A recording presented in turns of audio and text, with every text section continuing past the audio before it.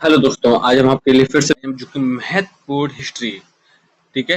History में हमने वैदिक सभ्यता को देखा था।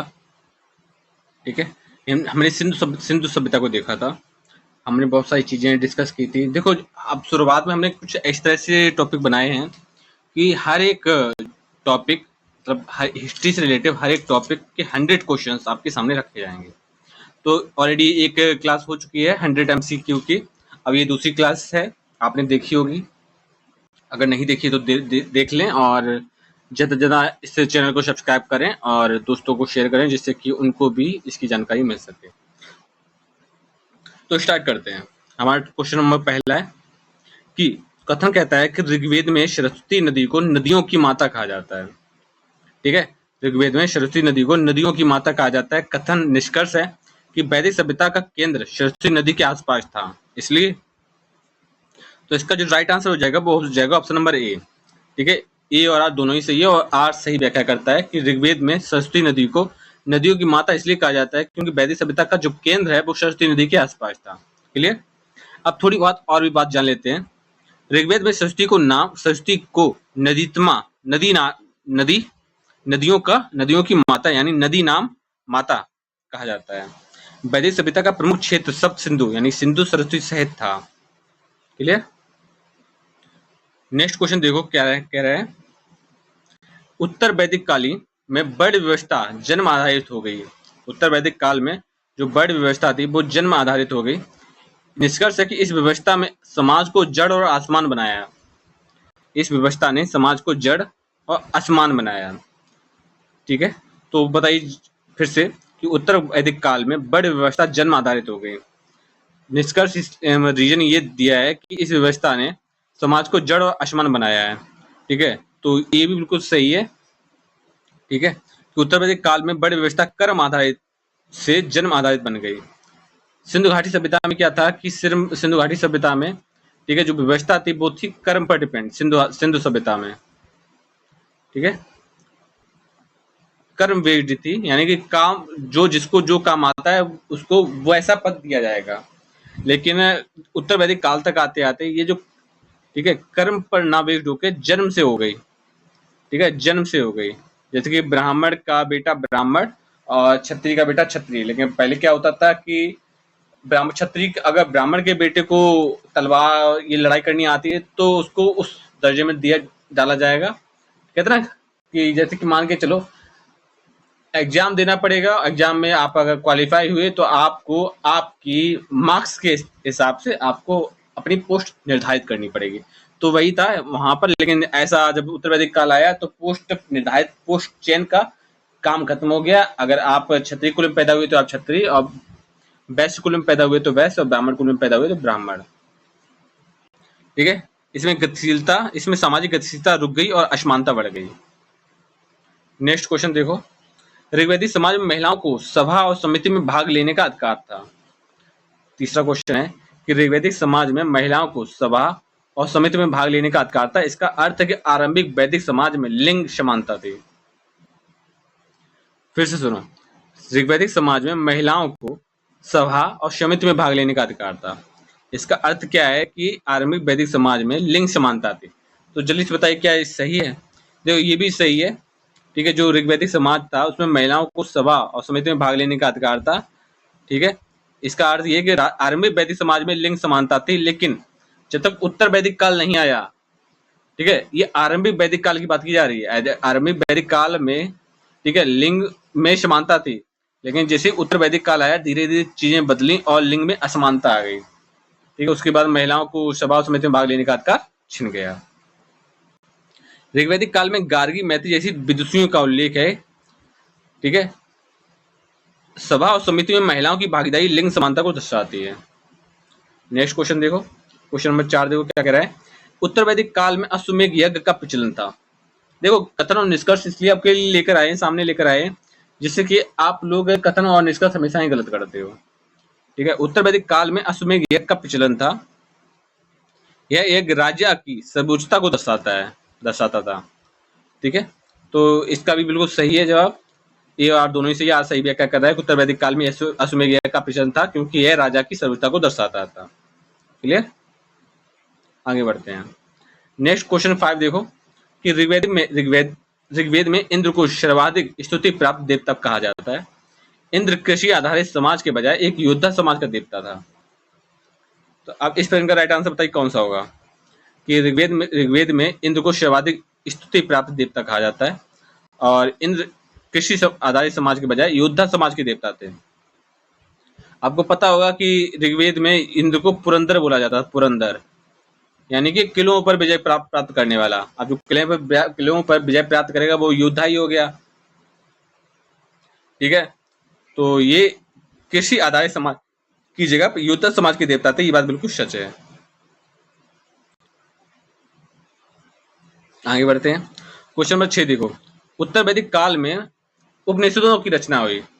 यह काल दार्शनिक चिंतन और ब्रह्म ज्ञान की ओर उन्मुख था। तो उत्तर वैदिक काल में उपनिषदों की रचना हुई। यह काल दार्शनिक चिंतन और ब्रह्म ज्ञान की ओर उन्मुख था। इस बात को क्या कहेंगे? देखो, उपनिषद दार्शनिक ग्रंथ थे। ठीक है, उपनिषद कौन से ग्रंथ थे? दार्शनिक ग्रंथ थे। लोगों ने जैसा देखा वैसा उन्होंने लिखा, जो से उन्हें समझ में आया। ठीक है, दार्शनिक। ठीक है, उत्तर वैदिक काल में ब्रह्म तथा आत्मा पर ध्यान केंद्रित था। ठीक है, ब्रह्म और आत्मा पर ज्ञान केंद्रित था। तो ऑप्शन नंबर ए बिल्कुल सही है, इसका भी सही आंसर है। ऋग्वेद में आर्यों के लिए सप्त सिंधु क्षेत्र का उल्लेख मिलता है। बिल्कुल, सप्त सिंधु क्षेत्र यानी कि ये वो क्षेत्र है जहां पर सरस्वती नदी है। इसका अर्थ है कि ऋग्वेदिक में आर्य मुख्यतः पंजाब और हरियाणा के क्षेत्र में बसे।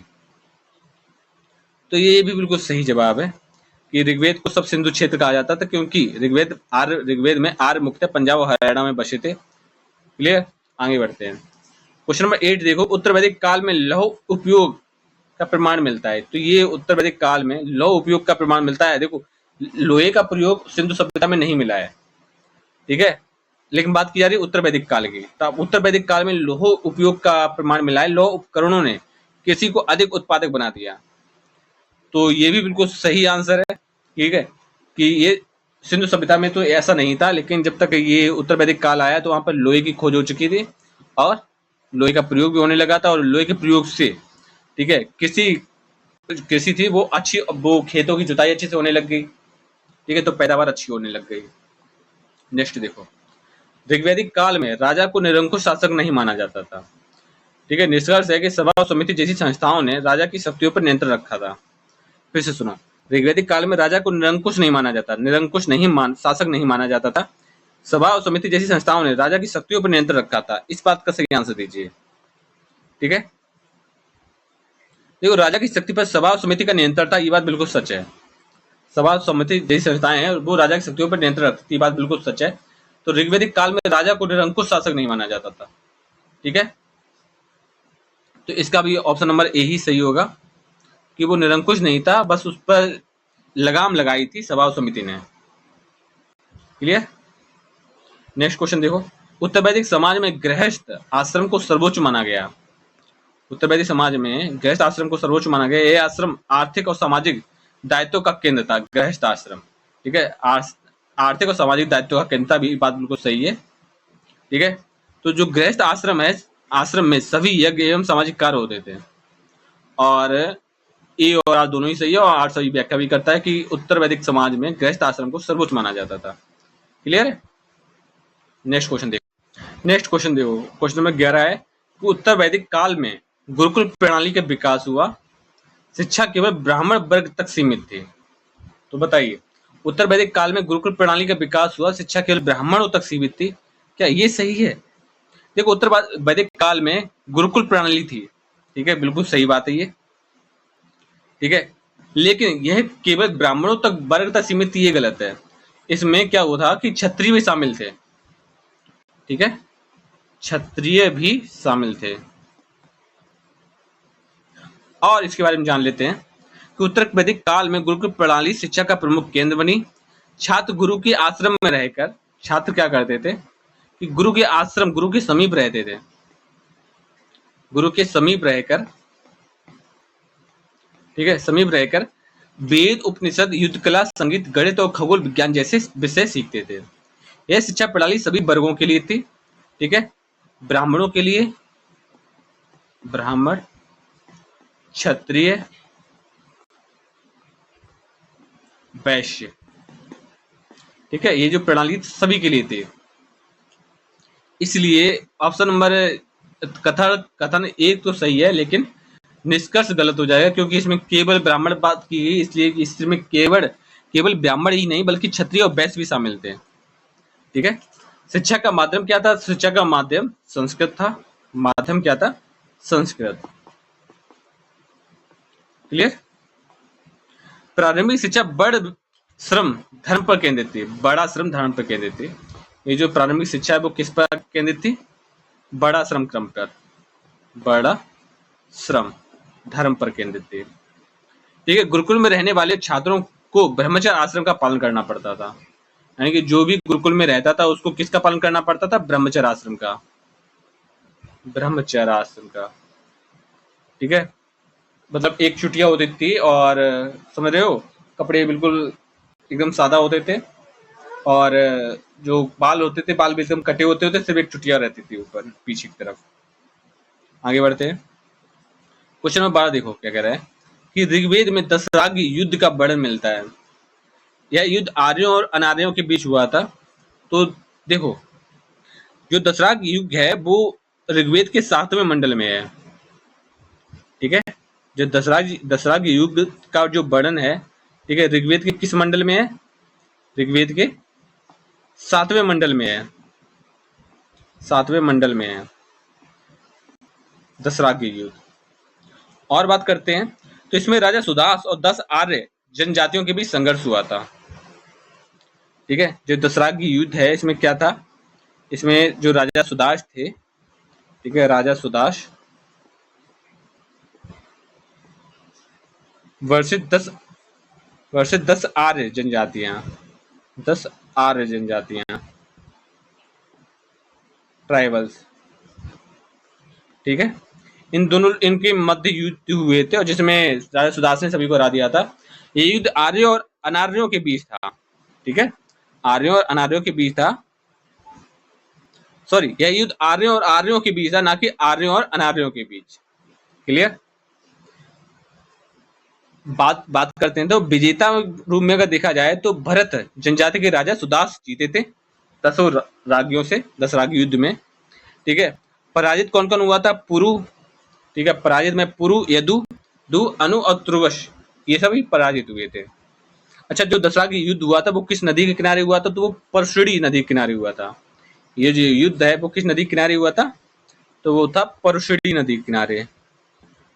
परशुड़ी नदी के किनारे हुआ था ये युद्ध। क्लियर? जिसको आज के टाइम में हम क्या बोलते हैं? रावी नदी। आज के टाइम की जो रावी नदी है वो उस टाइम में परशुड़ी नदी के नाम से जानी जाती थी। उम्मीद है कि आपको ये क्वेश्चन बहुत अच्छा लगा होगा, बहुत क्लियर भी हुआ होगा। तो 10 राग युद्ध आर्यों और अनार्यों के बीच हुआ था, ये गलत है, इसलिए निष्कर्ष गलत हो जाएगा। ठीक है, इसका ए सही है लेकिन आर गलत है। ये युद्ध था वो आर्यों और आर्यों के बीच लड़ा गया था, ना कि आर्यों और अनार्यों के बीच, मतलब आपस में ही भिड़ गए थे। नेक्स्ट क्वेश्चन देखो, क्वेश्चन नंबर 13 देखो क्या कह रहा है। उत्तर वैदिक काल में स्त्रियों की सामाजिक स्थिति में गिरावट आई। उत्तर वैदिक काल में स्त्रियों की सामाजिक स्थिति में गिरावट आई। स्त्रियों को यज्ञ और धार्मिक कार्यों से वंचित कर दिया गया। तो उत्तर वैदिक काल में स्त्रियों की सामाजिक में गिरावट आई, ये बात बिल्कुल सही है। ठीक है, और स्त्रियों को यज्ञ और धार्मिक कार्यों से वंचित कर दिया गया, ये बात भी बिल्कुल सही है।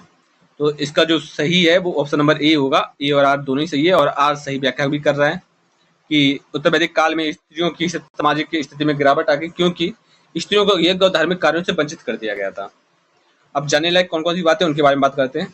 तो ऋग्वैदिक काल में महिलाएं सभा और समिति में भाग ले सकती थी, लेकिन उत्तर वैदिक काल में उनका स्थान सीमित हो गया था। सती प्रथा, पर्दा प्रथा जैसी परंपराओं ने स्त्रियों की स्थिति को कमजोर कर दिया था। उन्हें यज्ञ और धार्मिक कार्यों से वंचित कर दिया गया। ठीक है, तो वैदिक काल में कुछ स्त्रियों के बारे में बात करते हैं। ठीक है, वो उनमें से एक है गार्गी। कौन है? गार्गी हैं और मैत्रेयी हैं। मैत्रेयी, गार्गी और मैत्रेयी हैं। उत्तर वैदिक काल में विवाह में कन्यादान प्रथा शुरू हुई थी। ठीक है, ये जो कन्यादान आजकल का होता है, ये जो प्रथा है वो कहाँ शुरू हुई थी? कन्यादान। ठीक है, ये उत्तर वैदिक काल में ही शुरू हुई थी कन्यादान। क्लियर। तो कन्यादान में ही ये जो जो प्रथा थी, वो कन्यादान जो आज प्रेजेंट टाइम में कन्यादान करते हैं, ये जो प्रथा है वो उत्तर वैदिक काल से प्रारंभ हुई थी। शिक्षा में महिलाओं की भागीदारी घट गई थी। पहले ऐसा होता था कि स्त्री पुरुष सेम जगह, ठीक है, शिक्षा ग्रहण करते थे, लेकिन अब ऐसा नहीं होता था। उत्तर वैदिक काल में महिलाओं की जो शिक्षा के मामले में भागीदारी घट गई थी। नेक्स्ट क्वेश्चन देखो, क्वेश्चन नंबर 14 देखो क्या कह रहा है कि ऋग्वैदिक काल में आर्य बहुदेववाद थे। ठीक है, ऋग्वैदिक काल में आर्य बहुदेववादी थे। निष्कर्ष है कि प्रत्येक देवता का अलग अलग कार्य क्षेत्र था। तो ये भी आप समझ सकते हो, ठीक है, शिव विष्णु सभी के अलग अलग देवताएं हैं। ठीक है, तो प्रत्येक देवता का अलग अलग कार्य क्षेत्र निर्धारित था, ये बात बिल्कुल सही है। तो ए और आर दोनों ही सही है। ऋग्वैदिक काल में आर्य बहुत देववादी थे, यानी कि इनके बहुत सारे देवता थे। ठीक है, हवा के लिए अलग देवता, किले तोड़ने के लिए अलग देवता, ठीक है, बरसात के लिए अलग देवता, सावन के लिए अलग देवता, सर्दी के लिए अलग देवता, गर्मी के लिए अलग देवता। तो इसमें ये जो ऋग्वेद काल थे वो बहुत देववादी थे। ठीक है, देवताओं का वर्गीकरण के बारे में बात की जाए, देवताओं के वर्गीकरण के बारे में बात की जाए, डिवाइड कर दिया जाए, बांट दिया जाए देवताओं को, तो एक नाम आता है धौ। ठीक है, क्या है? धौ। इसको बोला जाता है आकाश। ठीक है, तो आकाश के देवता को ध्वजपति यानी आकाश पिता बोला जाता था। ठीक है, ध्वजपति, सॉरी, ध्वजपति नहीं, ध्वजपित्र। ठीक है, ये आकाश पिता। अंतरिक्ष के देवता के बारे में बात की तो अंतरिक्ष के देवता थे, अंतरिक्ष के देवता कौन कौन थे? इंद्र थे।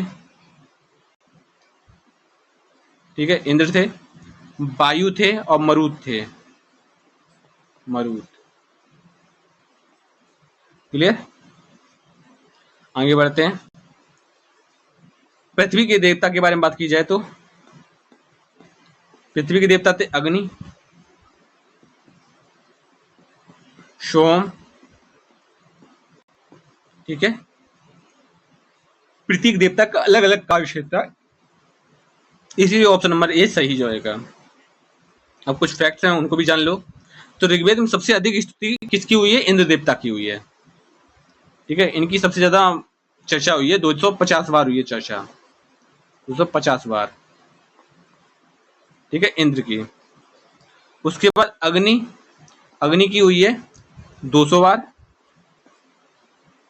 और वरुण के बारे में बात की जाए तो जो वरुण देवता थे, ठीक है, वरुण देवता, इनकी जो चर्चा हुई है वो 100 बार हुई है। मतलब ये आप कह सकते हो कि कौन कितना ज्यादा इंपॉर्टेंस था लोगों के लिए, उसके बारे में बात की जा रही है कि ऋग्वेद का 250 बार जिक्र हुआ है ऋग्वेद में, जबकि अग्नि का 200 बार और वरुण देवता का 100 बार। ठीक है, 100 बार हुआ है, नाम आया। आगे बढ़ते हैं। नेक्स्ट क्वेश्चन देखो क्या कह रहा है। 15वां क्वेश्चन देखो। उत्तर वैदिक काल में कृषि को विशेष महत्व दिया जाता था। कृषि से उत्पन्न अवशेष ने सामाजिक वर्ग का विकास किया। अब इस प्रश्न का राइट आंसर बताइए क्या होगा। तो उत्तर वैदिक काल में कृषि को विशेष महत्व दिया जाता था और कृषि से उत्पन्न अधिशेष ने सामाजिक वर्गों को का विकास किया। तो इसमें सही आंसर क्या हो जाएगा? देखो, ए और आर दोनों ही सही है। ठीक है, आर सही व्याख्या भी कर रहा है, ये बात भी सही है। उत्तर वैदिक काल में लोहे का उपयोग से कृषि उत्पादन बढ़ गया था। आपको बता ही दिया है कि लोहे का प्रचलन चला था। ठीक है, उत्तर वैदिक काल में किसका प्रचलन चला गया था? लोहे का। लोहे की जानकारी मिल गई थी, लोहे से हल वल बनाने लग गए और जिससे क्या हुआ कि कृषि उत्पादन में तेजी आ गई। ठीक है, एग्रीकल्चर सेक्टर में तेजी आ गई। अधिशेष अनाज ने शिल्पकार, व्यापारी और पुरोहित वर्ग के विकास को प्रोत्साहन दिया। इससे समाज में आर्थिक विभाजन और बड़ व्यवस्था सुदृढ़ हो गई। ठीक है, अब महत्वपूर्ण तथ्य है कि इस काल में लोहे को श्याम आयस बोला जाता था। ठीक है, लोहे को क्या बोला जाता? श्याम आयस, श्याम आयस। ठीक है, और अगर कृषि उपज में बात की जाए तो इस काल में गेहूं हो गया, जौ हो गया, चावल हो गए,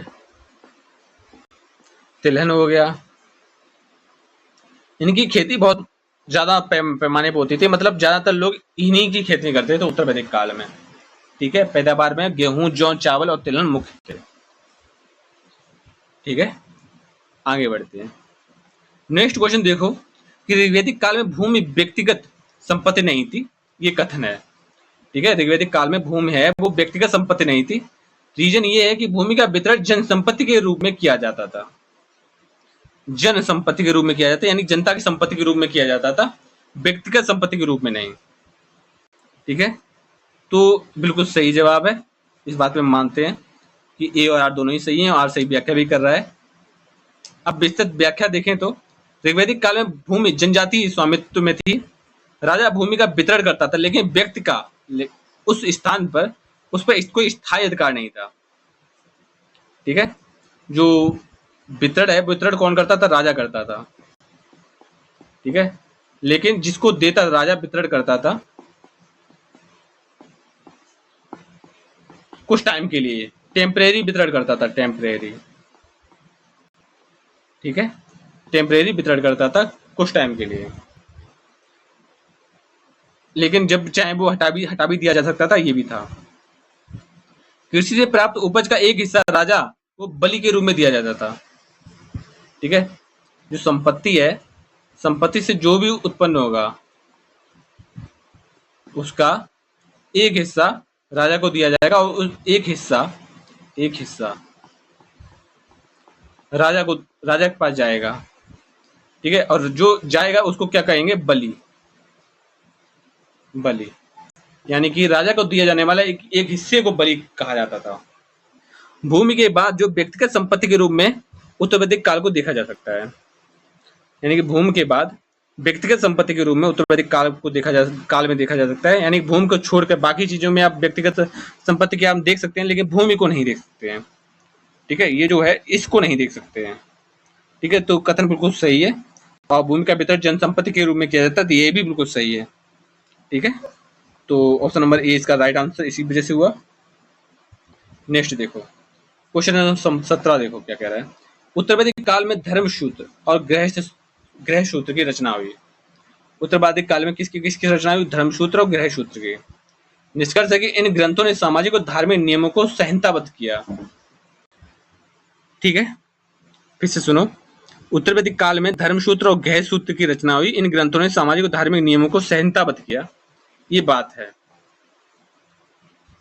अब निष्कर्ष ये है कि सामाजिक और धार्मिक नियमों को संहिताबद्ध किया, तो देखो दोनों ही सही है।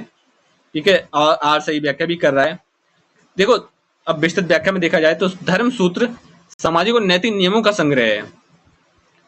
धर्मसूत्र क्या है, यहां पर लिख लो। धर्मसूत्र के बारे में बात की जाए तो सामाजिक और नैतिक नियम, सामाजिक और नैतिक नियम पर वेट है, नैतिक नियम।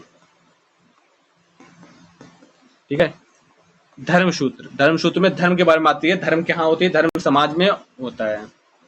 गृहसूत्र के बारे में बात की जाती है तो गृहसूत्र गृहस्थ जीवन और संस्कारों के लिए होता है, गृहस्थ जीवन के लिए, गृहस्थ जीवन के लिए जो शादी आदि करते हैं, बच्चे पैदा करते हैं, ठीक है, उनके लिए होता है गृहसूत्र।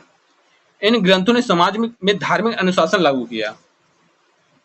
प्रमुख धर्मसूत्र के बारे में बात की जाए तो आपस्तंभ धर्मसूत्र और गौतम धर्मसूत्र प्रमुख है।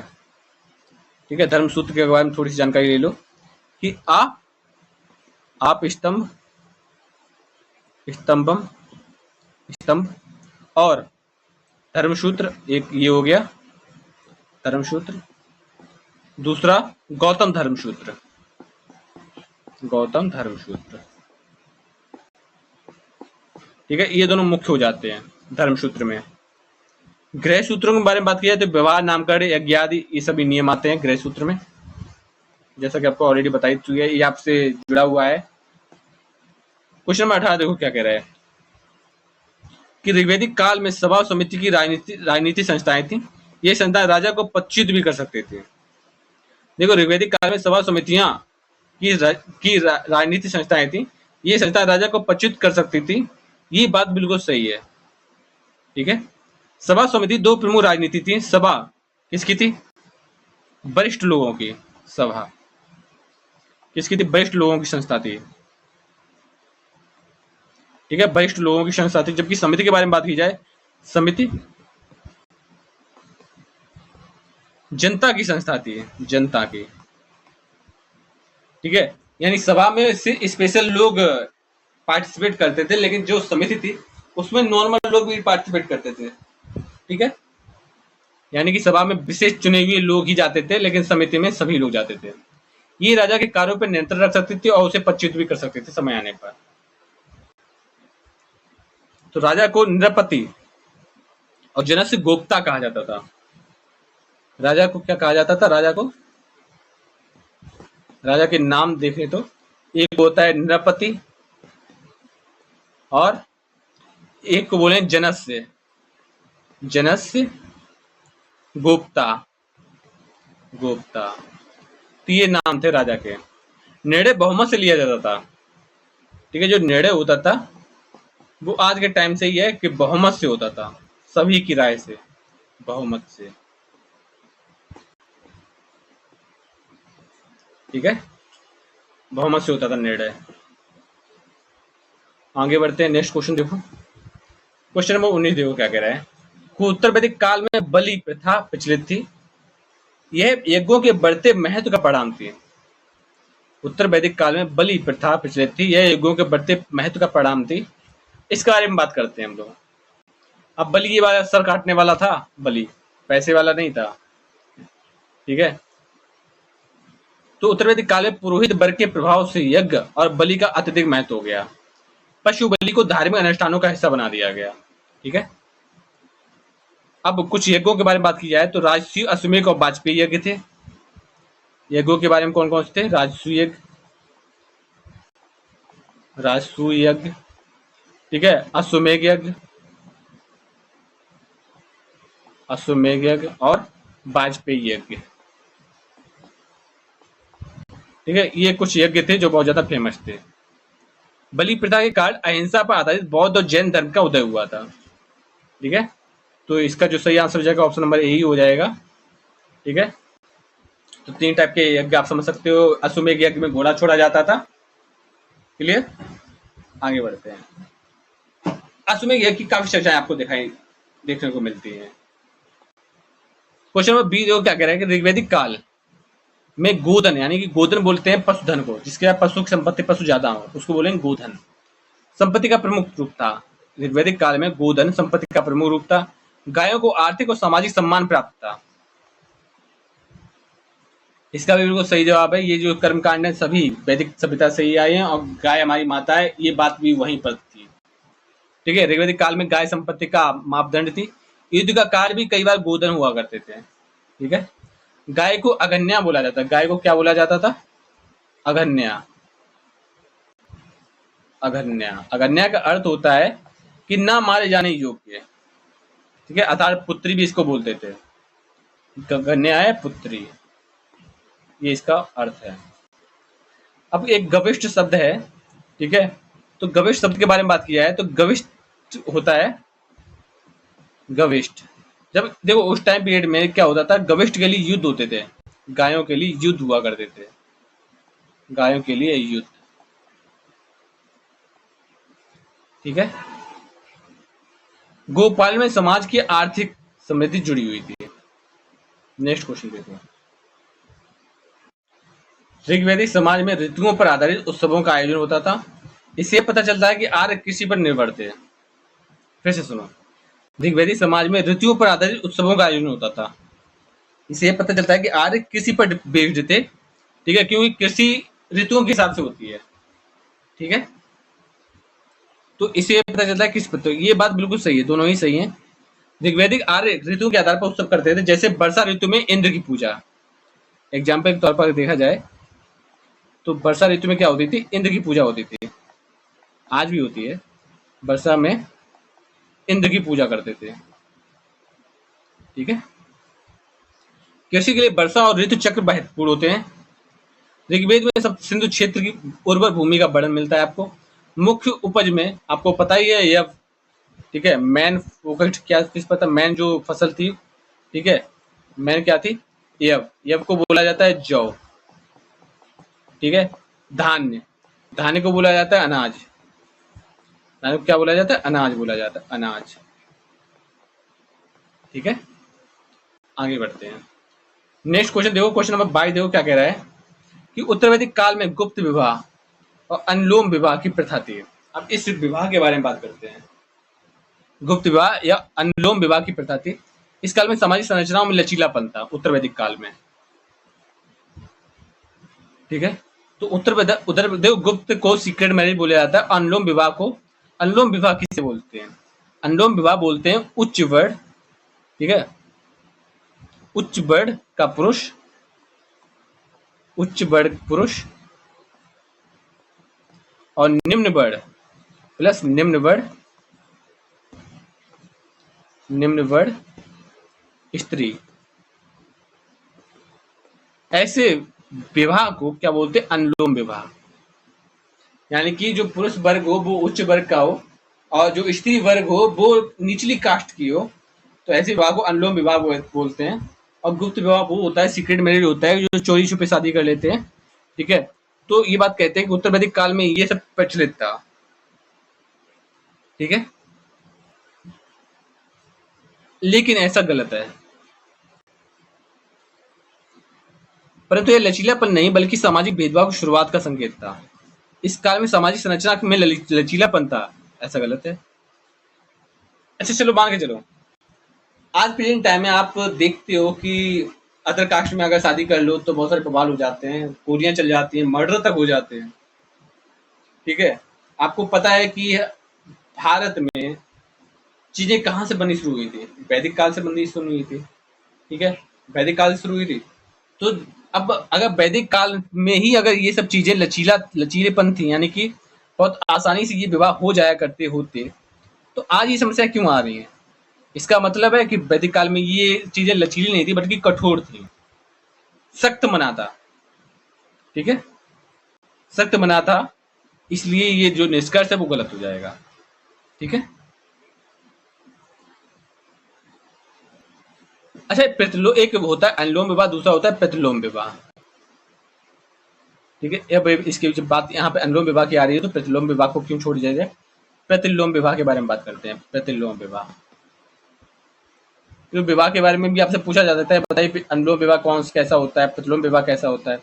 तो प्रतिलोम विवाह होता था कि जो पुरुष है वो नीची कास्ट का है, लेकिन जो स्त्री है वो ऊंची कास्ट की है, ठीक है। तो ऐसे विवाह को क्या बोल देंगे, प्रतिलोम विवाह, ठीक है। अब इस प्रश्न का राइट आंसर क्या होगा, देखो, अनुलोम विवाह प्रारंभ हुई ये बात मानते हैं, लेकिन इसमें समाज लचीला था ये बात हम नहीं मानते हैं, क्लियर। तो इसका जो राइट आंसर क्या होगा, इसका जो राइट आंसर है ऑप्शन नंबर बी, ये बात दोनों ही सही है, लेकिन आर सही व्याख्या नहीं करता है। लिसन लिसन लिसन, इसमें सिर्फ ए सही है, आर गलत है, ठीक है। इसमें ए सही है, आर गलत है। सामाजिक संरचनाएं लचीली नहीं थी, कठोर थी, ठीक है। और वहां पर विवाह जो था ये भी गलत था, मतलब ये तो होते थे, ये सही है कि उस टाइम पीरियड में होते थे, ऐसा नहीं कि उस टाइम पीरियड में होते नहीं थे, लेकिन जो इस काल में जो समाज संरचना है ये गलत थी, ये सही नहीं थी। आगे बढ़ते हैं, नेक्स्ट क्वेश्चन देखो, क्वेश्चन नंबर 23 को क्या कह रहा है कि ऋग्वैदिक काल में व्यापारिक गतिविधियों का प्रमाण नहीं मिले हैं। निष्कर्ष है कि इसका अर्थ है कि यह समाज पूरी तरह कृषि पर आधारित था।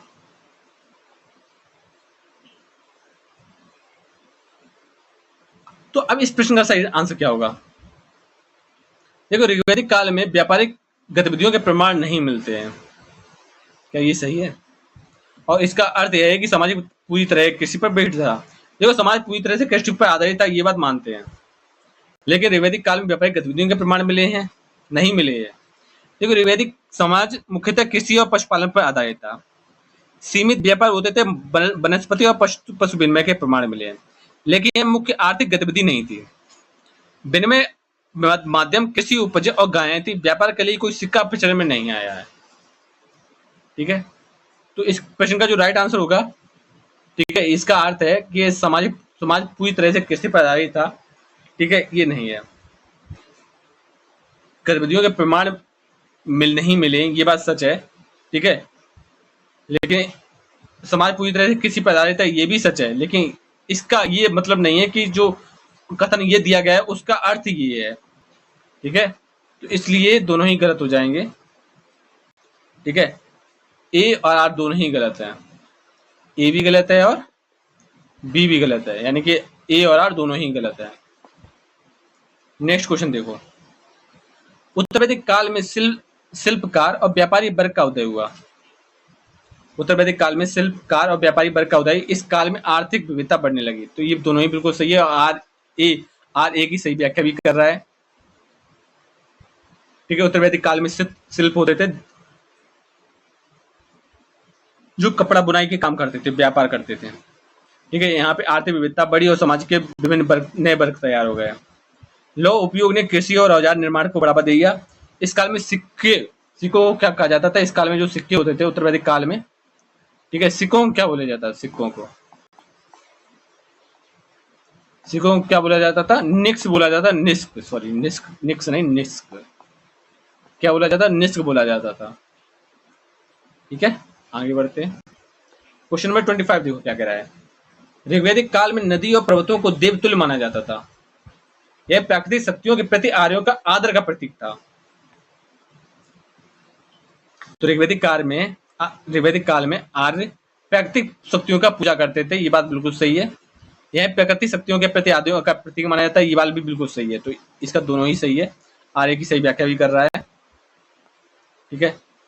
प्रकृति पूजन परंपरा को दर्शाती है। ऋग्वेद में कुछ नदियां भी हैं, सरस्वती नदी, सिंधु नदी, पर्वतों का उल्लेख, आदि देवी देवताओं का भी उल्लेख मिलता है। यहाँ पे प्राकृतिक शक्तियों की पूजा की जाती थी, ठीक है। नदी नामा सरस्वती को बोला जाता था, और पर्वत हिमवत और मेरु का उल्लेख मिलता है। क्वेश्चन नंबर 26 देखो क्या कह रहा है। उत्तर वैदिक काल में पंच महायज्ञों का उल्लेख मिलता है। उत्तर वैदिक काल में किसका उल्लेख मिलता है? पंच महायज्ञ, ठीक है। अब पंच महायज्ञ का उल्लेख मिलता है, यह समाज में धार्मिक कर्तव्यों के विस्तार को दर्शाता है। तो अब पंच महायज्ञ कौन कौन से होते थे? ठीक है, एक होता था देव यज्ञ, ठीक है। दूसरा होता था पितृयज्ञ, तीसरा होता था भूत यज्ञ, चौथा होता था अतिथि यज्ञ, और पांचवा जो कि अंतिम होता था ब्रह्म यज्ञ,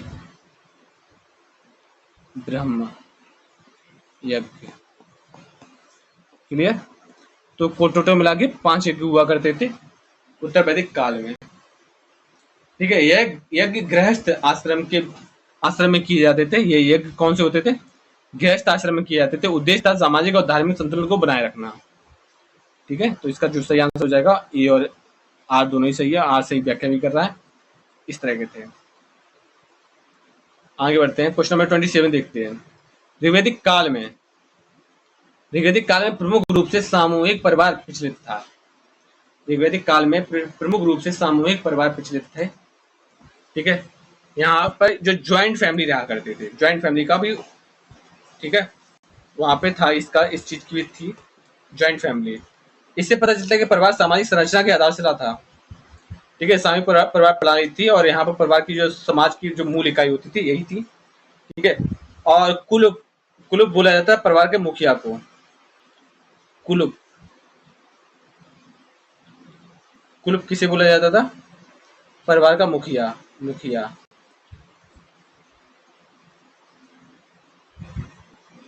और एक जो था कि एक पत्नीत्व, जिसको बोलते हैं मोनोगैमी, ठीक है। यहाँ पर एक पत्नी वाली प्रथा थी, बहुपत्नी प्रथा नहीं थी। कौन सी प्रथा थी? यहाँ पर मोनोगैमी था, इसको बोलते हैं एक पत्नीत्व, ठीक है। ये ऋग्वैदिक काल की विशेषताएं थी, परिवार मूल इकाई था और ऋग्वेद समाज में सामूहिक परिवार प्रणाली पर आधारित थी। तो इसका जो राइट आंसर कौन सा हो जाएगा, ऑप्शन नंबर ए ही है कि आर ए आर दोनों ही सही है, आर ए सही व्याख्या भी कर रहा है, ये बात बिल्कुल सही है। क्वेश्चन नंबर 28 देखो, उत्तर वैदिक काल में पुरोहित वर्ग ने सामाजिक महत्व अर्जित किया, इसने धीरे धीरे ब्राह्मणों की सभ्यता को जन्म दिया। बिल्कुल सही है, दोनों ही सही है। ठीक है, कि उत्तर वैदिक काल में पुरोहितों ने यज्ञ कर्म कांडों के माध्यम समाज में उच्च स्थान प्राप्त कर लिया था, इससे ब्राह्मणों की सर्वोच्चता स्थापित हो गई थी। ठीक है, इस समय के ग्रंथ कौन कौन से हैं उत्तर वैदिक काल के? देखो, ब्राह्मण ग्रंथ है, ब्राह्मण, आरण्यक और उपनिषद, आरण्यक और उपनिषद। ठीक है, आगे बढ़ते हैं। नेक्स्ट क्वेश्चन देखो, क्वेश्चन नंबर 29 देखो क्या कह रहा है। ऋग्वैदिक काल में कृषि उपज का हिस्सा राजा को कर के रूप में दिया जाता था और जो हिस्सा होता था उसको बलि बोला जाता था। यह राज्य व्यवस्था के उभरने का संकेत था। ठीक है, ये भी बिल्कुल सही है। ठीक है, दोनों ही सही, बिल्कुल सही है आंसर है कि कृषि अपनी उपज का एक हिस्सा राजा को देता था जिसे बलि कहा जाता था। यह राज्य के आरंभिक स्वरूप का संकेत था। ठीक है, राज्य के आरंभिक स्वरूप का संकेत था, ये बात बिल्कुल सही है। कृषक अपनी उपज का एक हिस्सा देते थे बलि के रूप में। राजा को जनवास्य या गोप्ता कहा जाता था। यह प्रणाली प्रारंभिक अवस्था में ही थी। क्वेश्चन नंबर 30 देखो क्या कह रहा है। उत्तर वैदिक काल के में उपनिषदों की रचना ने दर्शन शास्त्र को प्रभावित किया। उत्तर वैदिक काल में उपनिषदों की रचना ने दर्शन शास्त्र को प्रभावित किया। इस काल में ब्रह्म और आत्मा की अवधारणा स्पष्ट हुई। ठीक है, तो ए बिल्कुल सही जवाब है इसका।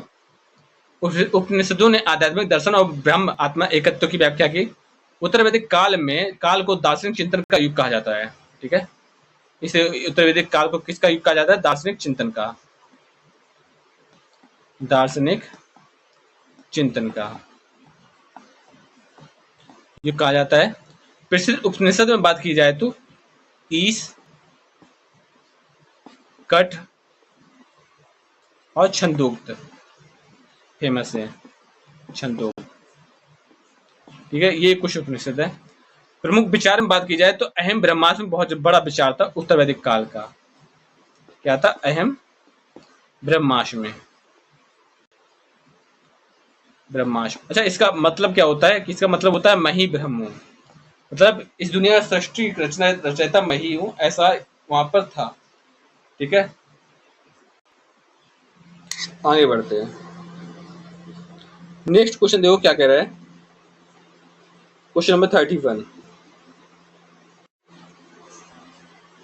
देखो क्या कह रहा है कि ऋग्वेद आर्य सब सिंधु क्षेत्र में बसे थे। बिल्कुल सही जवाब है, कथन बिल्कुल सही है। इस क्षेत्र में उपजाऊ भूमि और जल की उपलब्धता थी। बिल्कुल सही जवाब है, क्योंकि यहाँ नदियों से घिरा था, नदीनम सप्त सिंधु वाला क्षेत्र सरस्वती बोला जाता था। ठीक है, तो दोनों ही बिल्कुल सही जवाब है। और इसके बारे में जान लेते हैं। तो सब सिंधु बोला जाता है, सिंधु सरस्वती समेत 7 नदियां थी सब सिंधु क्षेत्र में। ठीक है, जहां पर ऋग्वैदिक आर्यों का प्रमुख निवास हुआ करता था। यह क्षेत्र कहाँ का था? सब सिंधु वाला क्षेत्र कहाँ का था? पंजाब हरियाणा में, पंजाब हरियाणा HR। ठीक है, इसकी उपजाऊ भूमि ने कृषि को आसान बनाया था, इसलिए इसका राइट आंसर कथन ए और सही हो जाएगा। सब सिंधु के बारे में बात की जाए, जो 7 नदियां हैं उनके बारे में बात करते हैं। तो एक नदी है सिंधु, दूसरी कौन है? दूसरी है झेलम, तीसरी कौन है? तीसरी है चेनाब, चौथी कौन सी? चौथी है रावी, पांचवी के बारे में बात की जाए तो ये सतलुज, छठी में ब्यास और सातवीं में सरस्वती। तो बिपाशा को उस टाइम पीरियड में, ब्यास जो नदी है आज का नाम है, लेकिन उस टाइम पीरियड में इसे बिपाशा बोला जाता था। ठीक है, और सतलुज को सहस्राद्री। जो सत सिंधु वाले क्षेत्र ऐसे नदियों की भूमि कहा जाता था उस टाइम पीरियड में। आगे बढ़ते हैं। क्वेश्चन नंबर 32 देखो। उत्तर वैदिक समाज में स्त्रियों को यज्ञ में बैठने का अधिकार कम हो गया। सही है, कथन बिल्कुल सही है। निष्कर्ष है कि यह सामाजिक संरचना में पितृसत्तात्मकता के प्रत्येक प्रभाव का सूचक था। निष्कर्ष भी सही है। तो कथन और निष्कर्ष दोनों ही सही है कि जो कथन है कि उत्तर वैदिक समाज में स्त्रियों को यज्ञ में बैठने की अनुमति कम हो गई और सभा समिति में यज्ञ जाना भी कम हो गया, और ये जो मातृ सत्तात्मक था, जो सिंधु घाटी सभ्यता थी, वो परंपरा थी, वो मातृ सत्तात्मक परंपरा थी। लेकिन धीरे धीरे क्या हुआ कि जो मातृ सत्तात्मक से पितृ सत्तात्मक सत्ता बन गई थी। ठीक है, आगे बढ़ते हैं। अच्छा, प्रसिद्ध स्त्रियों में बात की जाए तो गार्गी और मैत्री का नाम बहुत ज्यादा आता है। क्वेश्चन नंबर 33 देखो। क्वेश्चन नंबर 33 देखो क्या कह रहा है। ऋग्वैदिक काल में सब सिंधु क्षेत्र आर्यों का प्रमुख निवास था। ये बात बिल्कुल सही है। ठीक है, क्योंकि वहां पर नदियों से घिरा हुआ था, तो अब बाहर से जो पंजाब और हरियाणा के बीच में जो आर्य आए वो वहां पर अच्छे से रह सकते थे। नदी थी तो पानी की व्यवस्था अच्छी खासी होती थी, और कृषि के लिए भी पानी की जरूरत पड़ती थी। ठीक है, यह क्षेत्र कृषि और पशुपालन के लिए उपयुक्त था। बिल्कुल सही जवाब है। ठीक है, पशुओं में बात की जाए तो गाय और बैल फेमस है, और फसलों में बात की जाए तो ये अब जिसको जौ बोलते थे और गेहूं। क्वेश्चन नंबर 34 देखो तो उत्तर वैदिक काल में बलि प्रथा और पशु यज्ञों का प्रचलन बढ़ा। मानते हैं, बिल्कुल सही जवाब है। इससे पुरोहित वर्ग की सत्ता और संपत्ति में वृद्धि हुई। ठीक है, तो देखो जो बिल्कुल सही है, बलि प्रथा और बड़े यज्ञ जो उससे को बोलते थे अश्वमेघ और राजसूय के आयोजन से पुरोहित वर्ग समाज शक्तिशाली हो गया, ब्राह्मणों का प्रभुत्व हो गया। पशु बलि से पर बौद्ध और जैन धर्म का विरोध था, और फिर बाद में उनका उदय हुआ। यज्ञों में घी, दूध, अन्न की आहुति दी जाती थी। ठीक है, नेक्स्ट देखो क्वेश्चन नंबर 35। ऋग्वैदिक समाज में सभा समिति का उल्लेख मिलता है। यह समाज में लोकतांत्रिक तत्वों के मौजूद होने का प्रमाण है। ऋग्वैदिक समाज में सभा और समिति का उल्लेख मिलता है, और यह समाज में लोकतांत्रिक तत्वों के मौजूद होने का प्रमाण मिलता है। तो ऐसा था कि जब तक ऋग्वैदिक काल था तब तक तो ये सभी चीजें सही थी। ठीक है, और सभा में क्या होता था, क्या आपको पता ही है। जो सभा थी वो वरिष्ठ यानी स्पेशल लोगों के लिए थी, जो समिति थी वो जन समाज के लिए थी। ठीक है, दोनों संस्थाएं राजा के चयन और कार्यों पर कंट्रोल करती थी। ठीक है, संगति एक शब्द है। ठीक है, संगति, तो उस शब्द का प्रयोग होता था, आम लोगों पर किया जाता था। यह लोकतंत्र के शुरुआती तत्वों का संकेत होता था। तो इस प्रश्न का राइट आंसर होगा ऑप्शन नंबर ए ही होगा। क्वेश्चन नंबर 36 देखो। उत्तर वैदिक काल में लौह उपकरणों का उपयोग प्रारंभ हुआ। हाँ, बिल्कुल सही जवाब है। इससे कृषि उत्पादन में वृद्धि और नए क्षेत्रों का विकास हुआ। क्लियर।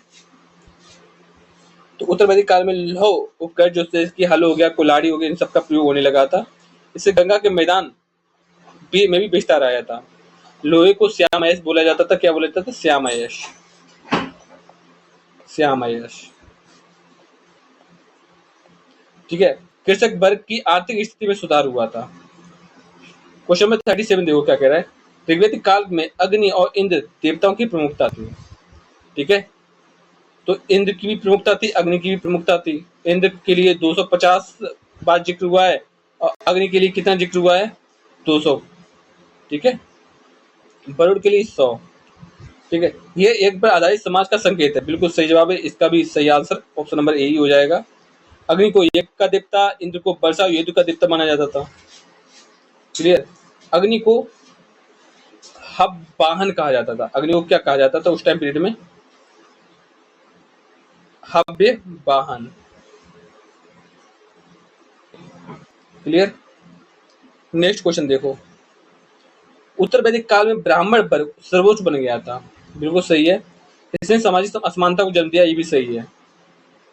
ठीक है, ब्राह्मणों ने यज्ञों के माध्यम समाज पर नियंत्रण कर लिया था। इससे बड़ी व्यवस्था कठोर हो गई और असमानताएं बढ़ी। ब्राह्मण ग्रंथों में सूत्रों के प्रति भेदभाव का उल्लेख मिलता है। इसमें असमानता के विरोध में बौद्ध धर्म का उदय हुआ था। क्वेश्चन नंबर 39 देखो क्या कह रहा है कि ऋग्वैदिक काल में गायों को धन का प्रमुख स्रोत माना जाता था, जिसको बोलते थे पशुधन। गोधन का संरक्षण समाज का प्राथमिक उद्देश्य था। ये बिल्कुल सही जवाब है। गाय को संपत्ति और समृद्धि का प्रतीक माना जाता था। गोधन की रक्षा के लिए गविष्ठ यानी गायों के लिए युद्ध भी होते थे। गायों को अगन्या बोला जाता था, गाय को ना मारे जाने वाला पशु। ठीक है, और कर का भुगतान होता, जो टैक्स वैक्स का सीन था वो गौ और अनाज से किया जाता था। नेक्स्ट क्वेश्चन देखो। क्वेश्चन नंबर 4 क्या कह रहा है। उत्तर वैदिक काल में समाज 4 आश्रम में विभाजित था। अब 4 आश्रम कौन कौन से थे? पहला देख लो, पहला है ब्रह्मचर्य आश्रम, ब्रह्मचर्य, ठीक है। इसमें क्या होता था, शिक्षा, एजुकेशन वाली बात की जा रही, यानी जो शिक्षा प्राप्त करने का जो काल होता था उसको ब्रह्मचर्य आश्रम बोला जाता था। दूसरा था गृहस्थ आश्रम, ठीक है, इसमें शादी आदि वाला सीन था। तीसरा था वानप्रस्थ आश्रम, वानप्रस्थ, ठीक है। वानप्रस्थ आश्रम में जो शादी, जो जॉब होती थी वो उससे निवृत्त यानी कि रिटायरमेंट वाला सीन था, ठीक है। उसके बाद आता है संन्यास। संन्यास के बारे में बात की जाए तो ये मोक्ष को प्रयास था, मोक्ष को, ठीक है, मोक्ष का प्रयास होता था वहां पर, प्रयास। नेक्स्ट क्वेश्चन देखो, देखो इसका उद्देश्य व्यक्ति और समाज में संतुलन रखना था। ये व्यवस्था मनुस्मृति में वर्णित है, ठीक है। जो चारों ये व्यवस्थाएं ये किसमें वर्णित है, मनुस्मृति में। आगे बढ़ते हैं। ऋग्वैदिक काल में नदी और पर्वत शब्दों का उल्लेख देवी देवताओं के लिए प्रयोग हुआ था। इसका अर्थ है कि ऋग्वैदिक आर्य प्राकृतिक प्राकृतिक शक्तियों की पूजा करते थे। दोनों ही सही है, ठीक है। आर्य की सही व्याख्या भी कर रहा है, ये बात बिल्कुल सही जवाब है, ठीक है। तो ऋग्वैदिक काल में नदी और पर्वत शब्दों का उल्लेख देवी देवताओं के रूप में मिलता है। इसका अर्थ है कि ऋग्वैदिक आर्य प्राकृतिक शक्तियों की पूजा करते थे। ये दोनों ही सही है, ठीक है। ऋग्वेद में सरस्वती, सिंधु और हिमालय जैसे प्राकृतिक तत्वों का को उल्लेख देवतुल्य के रूप में किया गया है। यह इस बात का प्रमाण देता है कि ऋग्वैदिक आर्य प्रकृति पूजक थे, ठीक है। सरस्वती को, ठीक है, सरस्वती को क्या बोला जाता था, नदी नाम माता बोला जाता था, या नदीत्मा। पर्वत को बोला जाता है हिमवत और मेरू का वर्णन मिलता है, ठीक है। तो इसका ऑप्शन नंबर ए ही सही है। 42 देखो, 42 क्वेश्चन है कि उत्तर वैदिक काल में ब्राह्मण ग्रंथों का विकास हुआ। ये ग्रंथ केवल कर्मकांडों पर आधारित थे। तो उत्तर वैदिक समाज में, ठीक है, ब्राह्मण ग्रंथों का विकास हुआ था। ये ग्रंथ केवल, ठीक है, एक मिनट, सॉरी, ये क्वेश्चन नंबर 42 है। उत्तर वैदिक समाज में बलात्कार के अपराध पर कठोर दंड का प्रावधान था। यह दर्शाता है कि स्त्रियों की गरिमा की रक्षा को महत्व दिया जाता था, ठीक है। तो ये भी बिल्कुल सही है कि यहाँ पर जैसे कि कोई भी अपराध होता था उसके लिए कठोर दंड की कार्रवाई होती थी, और स्त्रियों के लिए जो होता था वो उनके प्रोटेक्शन के लिए हमेशा लोग तैयार थे। उत्तर वैदिक समाज में महिलाओं का सम्मान की रक्षा हेतु कठोर दंड की व्यवस्था थी। ये उस काल के समाज में द्वारा नारी गरिमा के प्रति सम्मान का संकेत देता है, ठीक है। मनुस्मृति के बारे में बात की जाए, ठीक है, तो मनुस्मृति में महिलाओं की सुरक्षा के लिए विशेष नियम बनाए गए हैं, ठीक है। मनुस्मृति में महिलाओं की सुरक्षा के लिए, महिलाओं की सेफ्टी के लिए नियम बनाए गए, ठीक है। स्त्री रक्षा को धर्म का हिस्सा माना गया है। क्वेश्चन नंबर 43 देखो क्या कह रहा है। ऋग्वेद में सोम रस को अमृत समान माना गया है, ठीक है। ऋग्वेद में सोम रस को क्या माना गया, अमृत समान माना गया है। सोम रस केवल शाही वर्ग के लिए उपलब्ध था। तो ऋग्वेद को सोम रस को अमृत समान कहा गया। यज्ञों में इसका प्रयोग होता था, परंतु सोम रस केवल शाही वर्ग तक सीमित नहीं था। यज्ञों में पुरोहित और राजा द्वारा दोनों ही इसका प्रयोग करते थे, ठीक है। तो इसका जो राइट आंसर होगा ऑप्शन नंबर सी हो जाएगा। ये सही है लेकिन आर गलत है। सोम रस सोमलता से प्राप्त एक पेय था। इसे इंद्र का प्रिय पेय भी बोला जाता है। क्वेश्चन नंबर 44 देखो, उत्तर वैदिक काल में ब्राह्मण ग्रंथों का विकास हुआ और ये ग्रंथ केवल कर्म कांडों पर आधारित थे। तो ये दोनों ही सही है, पक्का सही है। देखो ए और आर दोनों ही सही है, लेकिन आर सही व्याख्या नहीं कर रहा है क्योंकि ये ग्रंथ केवल कर्मकांडों पर आधारित थे। ये गलत है।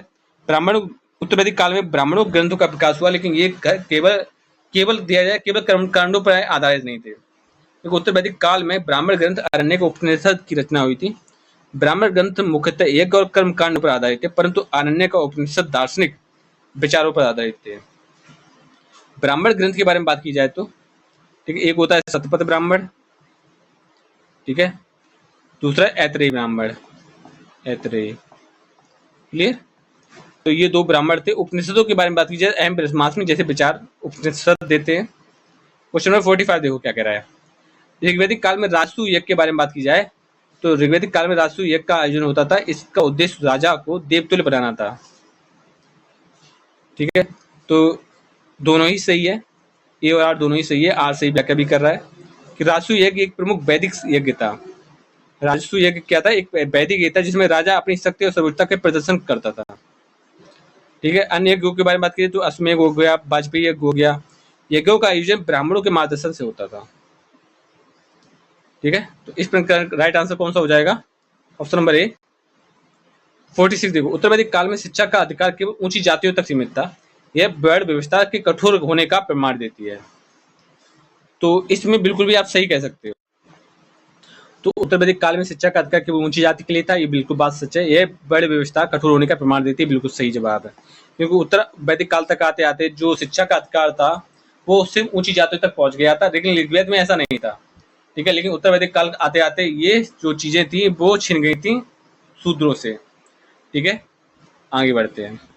ऋग्वैदिक आर्य गोमंतु जीवन से स्थायी कृषि जीवन में बदल गए, इससे ग्राम व्यवस्था का विकास हुआ। ठीक है, तो ये भी बिल्कुल सही है कि आर्य गोमंतु जीवन से स्थायी जीवन में बदल गए, स्थायी कृषि जीवन बदल गए, इसलिए ग्राम व्यवस्था का विकास हो गया। आरंभिक आर्य पशुपालन पर आधारित गोमंतु जीवन जीते थे। धीरे धीरे उन्होंने कृषि को अपनाया और स्थायी बस्तियां बनानी शुरू कर दी। इसी बदलाव ने ग्राम व्यवस्था का जन्म दिया। ग्राम शब्द का प्रयोग स्थायी बस्तियों के लिए होता है। ग्राम को का प्रमुख क्या होता था? ग्राम का प्रमुख क्या होता था? ठीक है, इसका जो मुखिया होता था उसको ग्रामड़ी बोला जाता था, ग्रामड़ी। ठीक है, क्या बोला जाता है? ग्रामड़ी। नेक्स्ट क्वेश्चन है क्वेश्चन नंबर 48। देखो क्या कह रहा है। उत्तर वैदिक काल में लौह युग की शुरुआत हुई थी, बिल्कुल सही जवाब है। कथन बिल्कुल सही है। लौह ने कृषि उपकरण को मजबूत बनाने और कृषि उत्पादन में वृद्धि की, दोनों ही सही है। 49 क्वेश्चन देखो। ऋग्वैदिक समाज में सभा समिति का उच्च महत्व था, प्राप्त यह समाज में लोकतांत्रिक मूल्यों की उपस्थिति का संकेत देती थी, ये बात भी सही है। ठीक है, इनफैक्ट सभा समिति चाहे तो राजा को उसके पद से हटा भी सकती थी। क्लियर, आगे बढ़ते हैं। और जो कि आज की क्लास का अंतिम क्वेश्चन है, क्वेश्चन नंबर 50। उत्तर वैदिक काल में शूद्रों की स्थिति सबसे निम्न मानी जाती थी। यह जाति व्यवस्था में कई कठोरता का परिणाम थे, तो बिल्कुल सही है। जो उत्तर वैदिक काल में शूद्रों की दशा बहुत ज्यादा खराब हो गई थी और यह जाति व्यवस्था की कठोरता का परिणाम देती है। ठीक है, क्योंकि ये जन्म से आधारित थी। पहले ऐसा था कर्म पर बेस्ड थी, अब ये जन्म पर आधारित थी। यानी कि अब सिर्फ जो जन्म से उच्च कुल में पैदा होता था सिर्फ उसी का सम्मान होता था, बाकी लोग नहीं। ठीक है, तो आज की क्लास यही पे समाप्त करते हैं। मिलते हैं नेक्स्ट क्लास में, तब तक के लिए बने रहिए, देखते रहिए।